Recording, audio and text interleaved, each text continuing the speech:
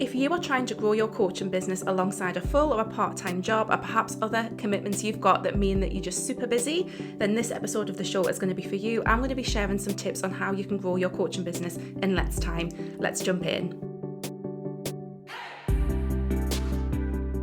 Hi there, welcome to the Wholehearted Business Show. I'm Laura. I help health, life and spiritual coaches get more clients so they can generate more income and live their most aligned life. And today on the show, we're talking all about how you can grow your coaching business in less time. And this is perfect for you if you are growing your coaching business as a bit of a side hustle. So perhaps you've got a full-time or a part-time job, or maybe you've just got some caring responsibilities. You've got kids or you're caring for someone else and you just don't have a lot of time to dedicate to growing your coaching business. And this is going to be a very real and honest look at some of the things that you might need to bear in mind, but also giving you some tips that you can apply to your situation so that you can grow your coaching business in less time.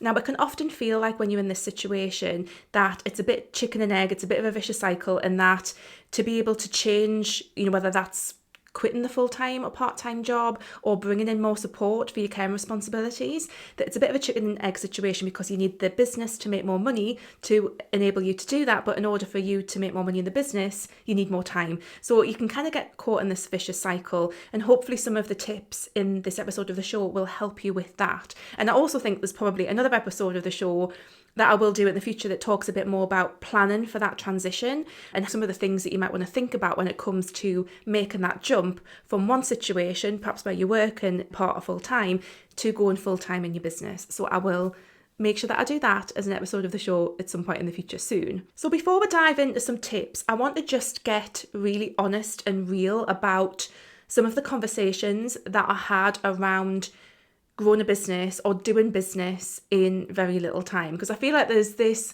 thing, isn't there, where people talk about, I'm running my business in like 5 hours a week and it's like really chill, and, I'm making six figures and, I'm literally working like a tiny few hours.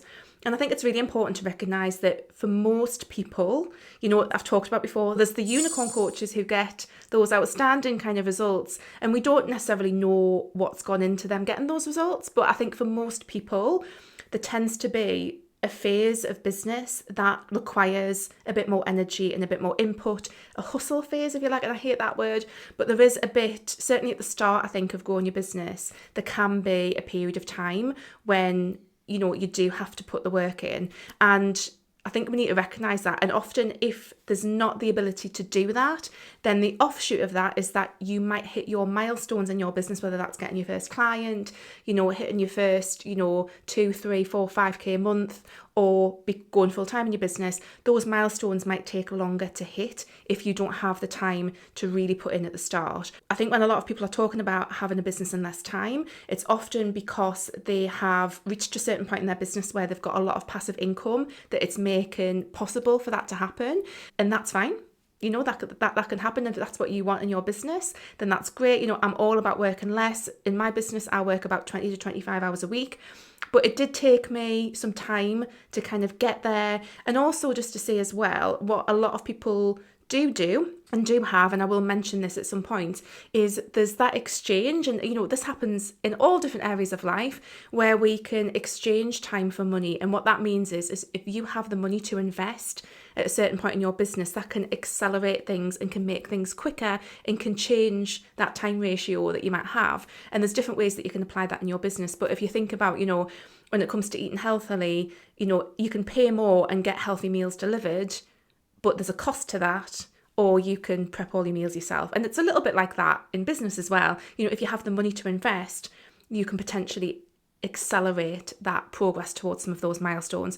So before we get into that, I just wanted to speak to that kind of conversation that often goes on out there online in people who are in business around how much time it takes. And like I say, these elements need to be considered. So try not to compare yourself, I think, to other people's situations, because we never know the ins and outs. We never know how much financial investment they've made to help them accelerate their journey, their progress. So it's just really important to bear that in mind, I think. And then my first tip when it comes to building your business in less time alongside other commitments is to be really clear on your why. Now, this is kind of a slightly different tip. It's not that practical. However, it is important because what can happen is when you are building your business alongside other things, it's really easy to become disillusioned, to feel like you're not making progress, and to just lose the fire that it's going to take to help you build your business. And honestly, that passion and that driving force is what's going to get you through the first couple of years, and you need to have that passion for it.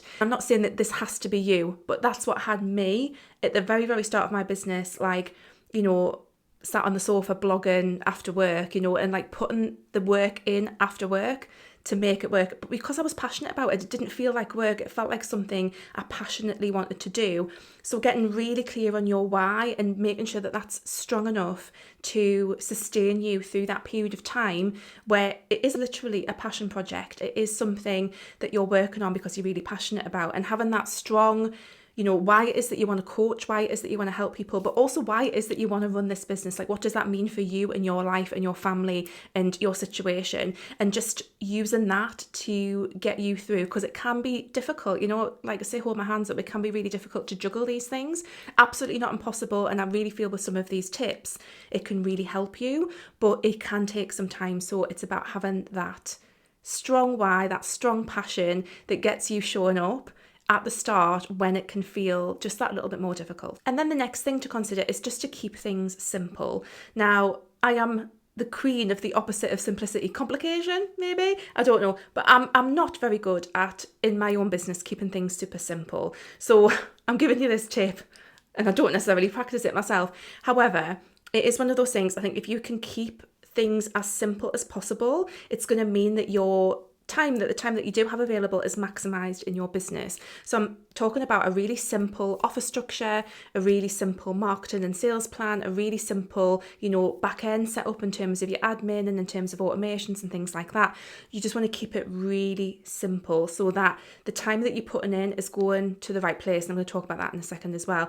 But you just want to keep things really, really simple. Also, by keeping things simple, you're going to avoid some of that overwhelm that can creep in at every stage of business. So keeping things super simple is going to be really, really helpful. And that just means looking at what it is that you're doing and anything that's not necessary, stripping that out. Alongside keeping it simple, my next tip is all about avoiding shiny object syndrome. So again, it's really very, very common to see all of these things online, see all of these business gurus talking about their particular strategy. That is the one strategy that is going to help make this thing happen, and to feel pulled in different directions.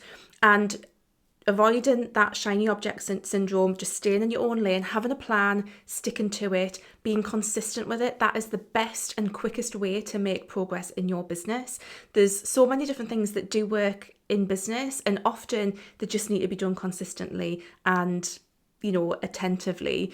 But it can be very, very easy to see all these other things going on, all these other things that you think that you should do, but actually not thinking that through from a strategic point of view.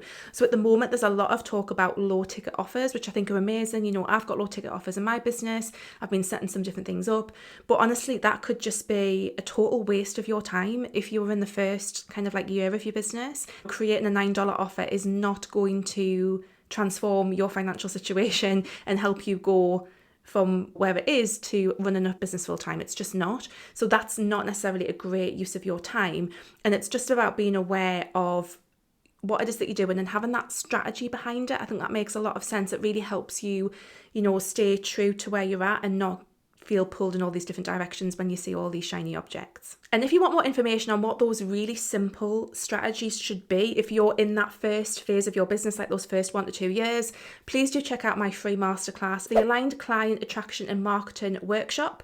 Do check that out. That's going to give you lots of information about how you can set things up in your business in a way that's really aligned for you, because that's really important, so that you can attract clients and market your business consistently on an ongoing basis with really solid foundational stuff that actually works. So do check that out. I'm going to put the link in the description, and do go and check out that training. It's really, really helpful. My next tip when it comes to the marketing side of things is actually something that I picked up from Gary Vaynerchuk. Now, in all honesty, that guy does not massively resonate with me. However, this is one thing that's always stuck in my head, and I think it was him who said it. I might be wrong. Correct me if you've heard this quote elsewhere. But he said, document, don't create. And I think when it comes to marketing, especially if you don't have a lot of time, I think taking that approach can be really, really effective. So when he says document, don't create, what he's talking about is instead of sitting down and creating content from scratch, and this is particularly around social media, is instead to document things that you're already doing. So as you are going about your life, it's about documenting the stuff that you've already got going on. And I think that's a really good tip if you don't have a lot of time. And it's really applicable to platforms like Instagram stories, new threads, Twitter, Facebook, most of those platforms, this is really applicable on. And it's really just about documenting the stuff that you're doing that is relevant to your business, and also stuff that might not be relevant, because that gives people a bit of an insight into who you are. So for example, instead of writing a recipe from scratch, let's say that you're a health coach and you're making dinner, then simply record what it is that you're doing, and you could turn that into a reel, or you could share it on Instagram stories. I think this is probably quite a commonplace thing, but it's a really good reminder that you don't have to reinvent the wheel, and actually just working with what it is that you already do and just documenting your day, talking about stuff behind the scenes, talking about your own practices that you have that are linked to your niche. That's a really, really great tip to save time. And then my next tip is to really define the time that you have available to work on your business. So again, it's really easy to just find that your diary gets filled up with other commitments, other things going on, and you just end up with no time to focus on your business whatsoever. And my tip is to basically block out some chunks of time in your calendar, in your diary, so that you know that, let's say, a Thursday night is a night that you work on your business, a Saturday morning is a time that you work on your business, and that's defined and you stick to it. So look in your calendar, see when you can do that. If you can block 1 to 2 hours out at a time, that's really helpful. If you are struggling with that and all you've got is literally 20 minutes here, 20 minutes there, then that's fine. Another way to approach this is to look at the things on your list in terms of the things that you are doing to grow your business. And let's just take an example of writing a blog post. So you can have on your to-do list, write blog post, and that's fine. Write and publish a blog post, that's absolutely fine. But if you have 20 minutes, that might be just I can't do that in 20 minutes. That's a massive job.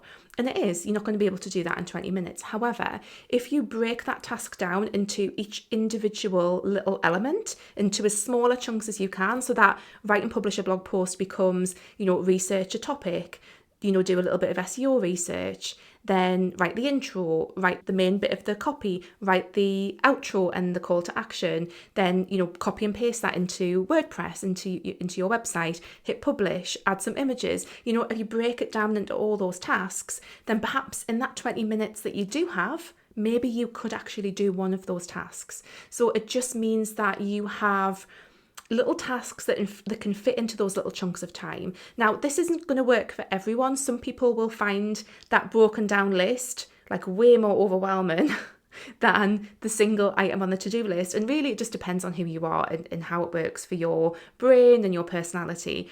And there's no right or wrong. But for some people, that can be really, really helpful. It's just to break it down into these tiny chunks so that you've got a step-by-step guide to getting it done, and you can actually fit some things into these little gaps of time that you've got. If you're a mum and you've got a small child and you've got nap time, I worked in nap times for years with both of my kids. And it can be really, really helpful. You can get these little itty bits of work done and you're still making progress, but it feels like you can actually achieve something in those bits of time. And then my next tip is all around doubling down on what actually works. Now, when you don't have a lot of time to grow your coaching business and when you're doing it alongside other things, you don't necessarily have the luxury of spending lots of time experimenting and trying all these things out. This kind of goes back to what I was talking about, keeping it simple, and also the avoiding the shiny object syndrome.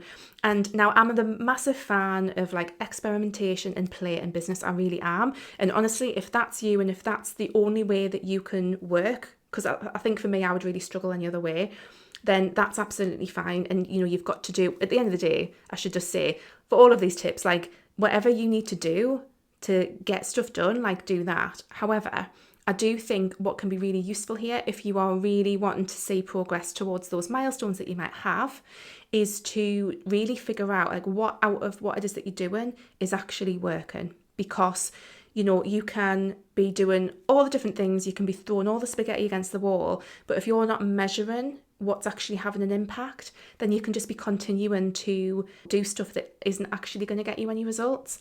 So I think this is where having a regular practice of reviewing your business every quarter, like every 12 weeks. I've been talking recently how I've been working in these kind of mini seasons.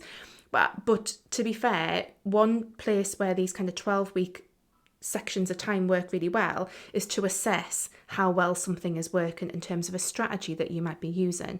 Now, sometimes things take even longer than 12 weeks, but what often happens is that we do something for a bit half-arsed, let's be honest. We try something out, a bit half-arsed, nothing happens, we give up on it, we think, well, that's not working.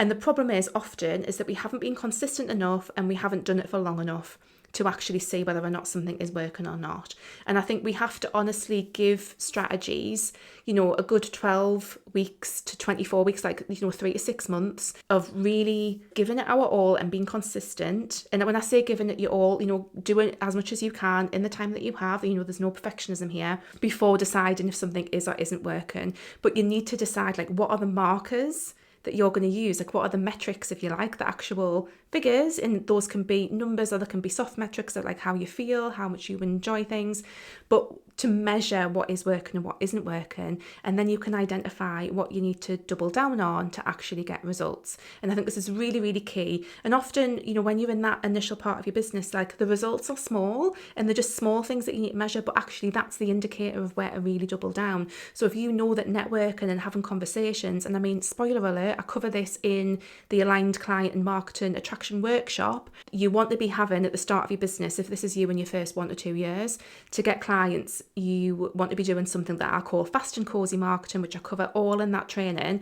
You want to be having those conversations. So let's just say, for example, you notice that when you network, that tends to generate more interest in your business and you get more discovery calls, for example, than something like Instagram, which is just maybe, hypothetically, shall we say, is doing nothing for your business. And then you can start to measure those results. And actually, if you notice that networking is the thing that is helping you get clients and get discovery calls, then you can do more networking. So it really is just about identifying what's working and what isn't. And I think another offshoot of this actually is being really clear on what those milestones that you want to achieve are, because let's say that your ultimate aim is to be able to go full-time in your business. And when I say full-time, I don't mean working 37 hours a week or 40 hours a week in your business. I mean, that's your sole source of income kind of thing. What are the milestones that you need to work towards to make that happen? And therefore, when you're measuring the things that you're doing, the strategies that you're implementing, what do they need to be giving you? And like I say, if you're in the position where you're working 2 to 3 hours, 5 hours a week on your business, you have to be realistic about how much you can achieve or how quickly you can achieve those milestones, because in all honesty, you might be looking, 6 months to a year longer at that pace. And this is why it's so important to double down on what you see is moving the needle, because you haven't got a lot of time. You need to be laser focused. And like I say, it's a hard truth, but I could sit here and bullshit everyone and say, yes, you can, experiment with things and do lovely fun things, but you're probably not going to hit those milestones for ages. And so you need to have that focus. You need to be a bit more laser focused if you only have 5 hours a week or something to focus on your business. And like I say, I struggle with looking at things in business so analytically, it just doesn't drive with my brain. But it is, it is one of those things. And I think people who are probably a lot more successful than me do that well. And it's certainly, for me, it's one of those areas that it's not one of my strengths.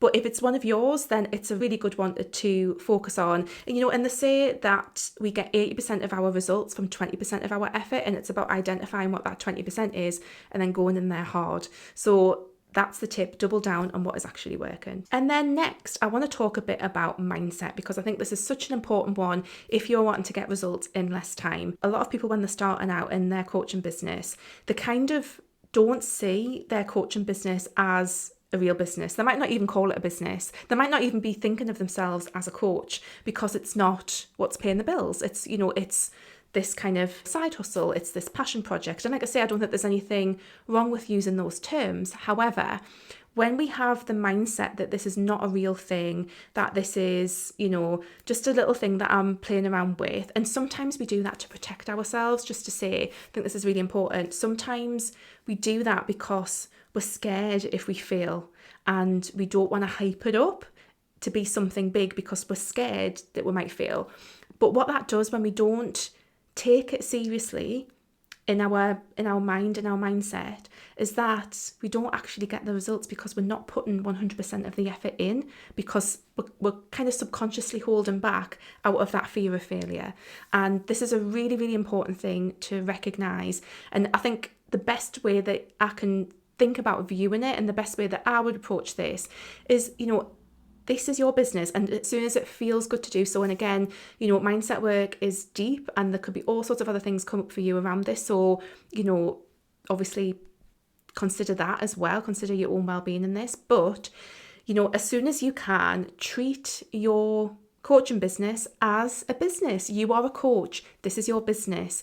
This is what you do now. This is your thing. And as soon as you can get into the mindset and the energetic space of, this is who I am, this is what I do, this is my thing. Yes, I might have this other job, but this is not who I am anymore. And I mean, this is like some massive stuff. This is not who I am anymore. This is who I am. This is where I'm going. And calling yourself a coach and really getting into that space, then that is quite magnetic. To get into a bit of the mindset / manifestation side of things, I really think that's quite magnetic when you can switch into that mindset of, this is who I am now. This is my business. This is working.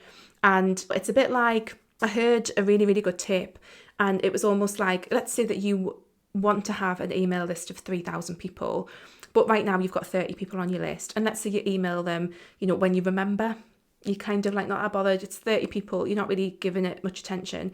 But what would happen if you actually started treating those 30 people like they were 3,000? What do you think would actually happen? Like if you were emailing them every week and showing up for them every week as if they were 3,000 people, how do you think your business might transform?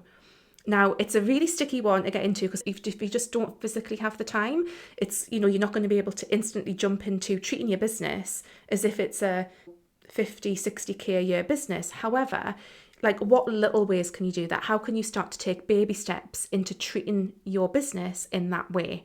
So for me, like, if my goal at the moment is to hit like 80k a year, like, what would be different? How would I be showing up differently and actually just showing up that way now? I think people call it quantum leaping, I think, in manifestation speak.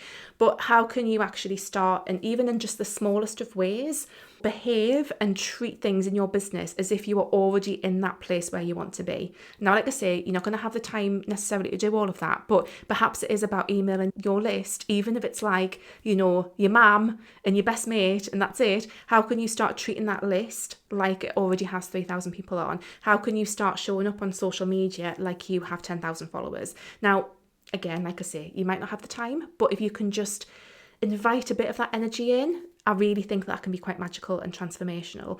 And this is the biggest thing, because so many people start coaching businesses and fail, and they don't get the full way. And, I've just been honest about it, hands up, that's the reality of it. But I honestly think that people who do hang around and who do grow successful coaching businesses have this mentality, have this mindset where it's like, this is what I do now. Now, if that's not you, don't feel scared like you're destined to fail, because it does take time to build that up. There's, no right or wrong here. So don't feel terrible if that's not how you feel right now.